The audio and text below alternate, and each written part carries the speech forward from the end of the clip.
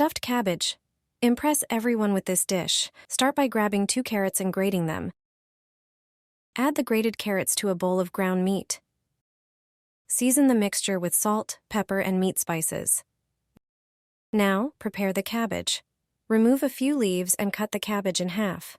Take out the inner core and any tougher leaves, creating a hollow in each cabbage half. Save the leftover leaves for later. Use a large spoon to fill the hollows with the meat mixture, smoothing the surface of the filling.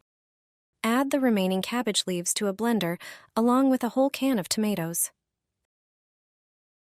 Season with pepper, salt, and 3 cloves of garlic. Pour in 300 milliliters of chicken broth and blend everything until smooth. Place the stuffed cabbage halves in an oven-proof dish and pour the blended mixture over them. Add 2 slices of butter on top, cover the dish, and bake for 40 minutes at 180 degrees Celsius. Once done, remove from the oven and let it cool for 10 minutes. This fantastic stuffed cabbage with ground meat is perfect for both lunch and dinner guests. It looks and tastes exceptional.